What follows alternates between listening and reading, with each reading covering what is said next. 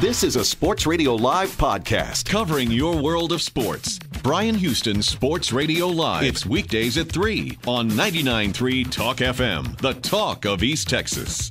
How about that? Packed show. I like that very much. All right, we're going to start, first of all, talking about this Bob Costas interview with former assistant coach Jerry Sandusky on Monday night. And with us on the APEC VIP hotline, cutting-edge training for the serious athlete, apecgo.com.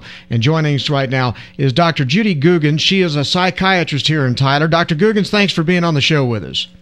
Well, you're welcome, Bryan. I appreciate the time. I don't know how closely you have followed this. You'd almost have to be on another planet not to have seen something about it so far. But we talked a few days ago about the impact that sexual abuse on a child has. And I wanted to talk a little bit today about what kind of a human being would prey on children like this, as we listen to a little bit of the interview with Bob Costas first. But you tell me what your experiences are with it, and what kind of person does prey on kids like this guy Jerry Sandusky allegedly did? Well, in general, people who sexually abuse children have certain characteristics, and I'll have to tell you, I really don't know anything about Jerry Sandusky personally, his background, his upbringing, or anything, but they often have a lower IQ. Sometimes they are victims of abuse themselves. They have problems with intimacy in their personal lives. They may even have some sort of cognitive disorder, and it may be an early indicator of some kind of dementia in the frontal lobe. They often have poor social skills, low self-esteem, poor self-concept, and a lack of empathy, the ability to have empathy for other people. They often justify their abuse by making excuses, and they exploit their power differential. They try to get into positions of authority over children, like becoming a foster parent, a coach, a Boy Scout leader, a teacher, or they may just date the mother so they can gain access to the children. Well, in this case, I don't know a lot about Sandusky's background. I do know that he's a single child and that his parents apparently ran some kind of a youth center or something like that, and they lived above it. But as far as what I would, based on the things I'm seeing from this guy, it sounds like these guys are really, really good actors. Yes. You know, so let's listen to a little bit of the interview from last night with Bob Costas and Jerry Sandusky, because the context of this is this came out over a week ago. The allegations came out, and suddenly you find that there's an assistant coach who, back in the late 90s, walked in and allegedly saw Jerry Sandusky having sex with a 10-year-old boy. And he ran away, went to see his father. They went to see the Penn State football coach, Joe Paterno. And then apparently from there, things just kind of broke down. There was a lot of questions about why the assistant coach didn't just break things up, why Coach Paterno didn't take some more definitive action. And so suddenly now all these allegations have come out, and they've swirled for over a week now. And then all of a sudden after this, Joe Paterno's lost his job. The athletic director's out at Penn State. It just seems to be like a major house cleaning going on. And now, after all of that goes down and all this stuff's gone on for 7 or 8 days, we have Jerry Sandusky finally coming out and doing a phone interview last night with Bob Costas. So, Chuck, if you'd play that and Dr. Googins, listen to this, and then I want to hear your reaction to this. Okay. I say that I am innocent of those charges. Innocent? Completely innocent and falsely accused in every aspect? Well, I could say that, I have done some of those things. I have horsed around with kids. I have showered after workouts. I have hugged them, and I have touched their leg without intent of sexual contact. But so if you look at it that way, there are things that wouldn't would be accurate. Are you denying that you had any inappropriate sexual contact with any of these underage boys? Yes, I am. Never touched their genitals, never engaged in oral sex? Right. What about Mike McQueary, the grad assistant who in 2002 walked into the shower where he says in specific detail that you were forcibly raping a boy who appeared to be 10 or 11 years old? I would say that that's false. What would be his motive to lie? You'd have to ask him that. Are you a pedophile? No.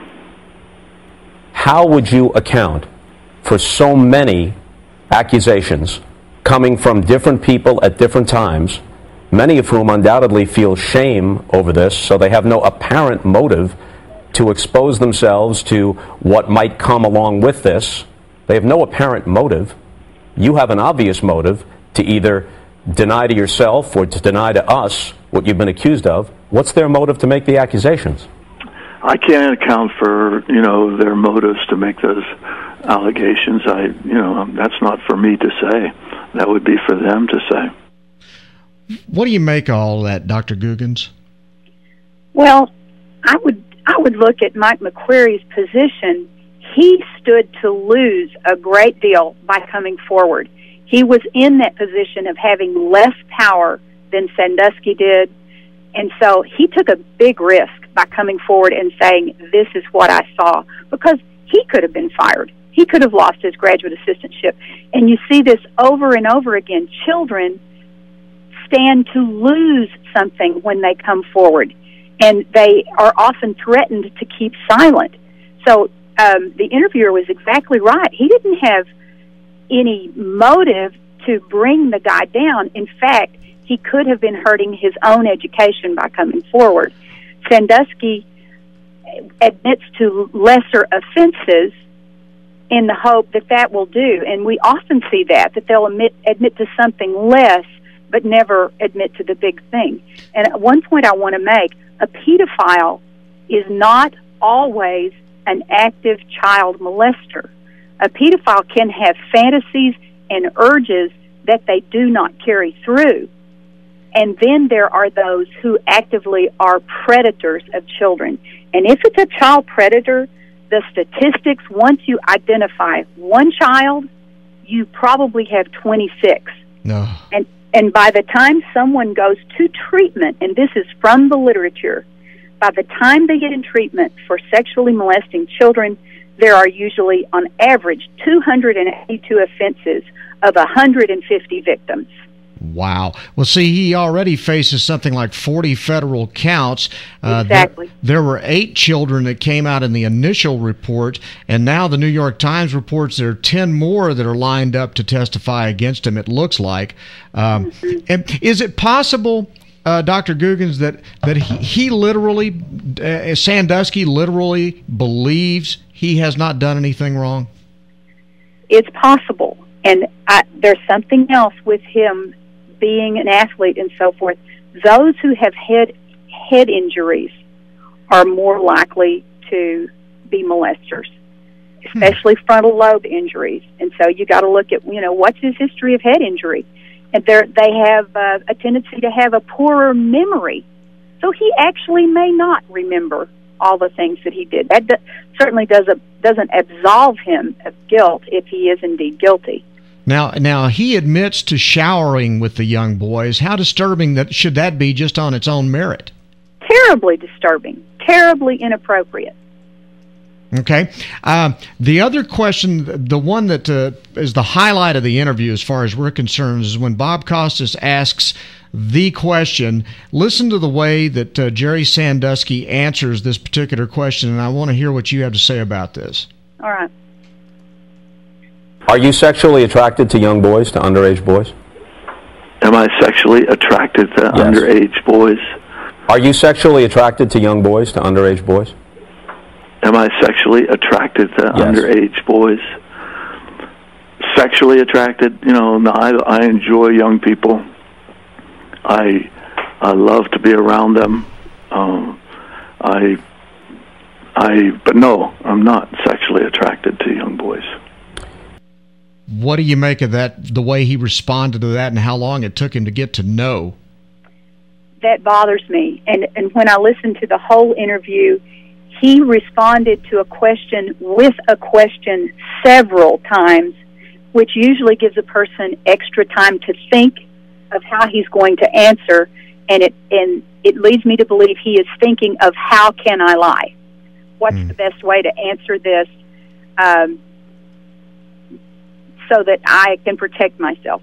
So it's not a direct answer. He's hedging. He's hiding. Why would a lawyer let this guy go on television? I have no idea. I mean, I just sit there and watch this, and I'm just astounded that anybody in their right mind would let this guy go on television and answer questions like this. Because to me, all this did was, if you had any doubts about him, you know, in the court of public opinion, he's dead. Yeah, in the court of public opinion, people are horrified, and they've already made their decision whether he is found not guilty or not. In your professional opinion on this, when you see these kinds of stories coming out, and the first thing you think of is, as a parent, how do you protect your kids from someone like this? How do you even know that your children might be involved with someone who could be capable of doing the kinds of things that Sandusky is accused of doing? Well, I have a tendency to think helicopter parents aren't all that bad. Yeah. I just think you really have to not expose your children to situations where you think it could happen. Like, you don't let your child stay overnight with a man in his home. We had something like this happen when I was in junior high school, and our geography teacher would have little boys over to spend the night. There's something suspect there. Yeah, I would think so. That would scare me. Yeah. And what do you think of the folks, the adults in this thing, not McQuarrie notwithstanding, who, do you think they just didn't realize just how serious these allegations were, that they would actually try to cover these things up? I mean, what would you think of the motivation behind any of that? I think people live in denial a lot of time. They can't, for example, they just can't get their head around that their priest might be molesting boys, because you idolize someone like that. You look up to them, and we have a tendency to think that they can't fail. This guy, he was a hero to so many people in his position and in the charity organization that he founded. You don't want to believe it could possibly be true. But our duty is not to decide guilt or innocence. Our duty is to report Bryan, and it is a law that if you find out knowledge that a child is being molested, whether you're a parent, a teacher, a friend, you're supposed to report it. You are supposed to make that call. What's the lesson we need to learn from all of this? Oh, gosh. Well, for me, we live in a fallen world. That's a huge lesson, that we don't live in a world where there's a lot of inherent goodness in people. That goodness comes from a relationship with God. That's my opinion. But we also live in a world where there can be healing, and we need to take more interest in children. Children who are molested often come from a home where there's problems. Molesters often come from a home where there was over-involvement with their mother and absence of a father figure. That's one thing that you find. So if we could have more nuclear families where fathers are involved with their children, and families that stay together and intact, that would be a big lesson to take from this. Very good. Dr. Judy Googins, we really do appreciate you doing this. I know it's inconvenient for you, but thank you so much for being part of the show today. Very much. My pleasure, Bryan. Thanks for asking. Yes, ma'am. Dr. Judy Googins is a psychiatrist here in Tyler, and she is a guest on Bryan Houston Sports Radio Live on 99.3 Talk FM. Boy, well... This is a Sports Radio Live podcast covering your world of sports. Bryan Houston Sports Radio Live. It's weekdays at 3 on 99.3 Talk FM, the talk of East Texas.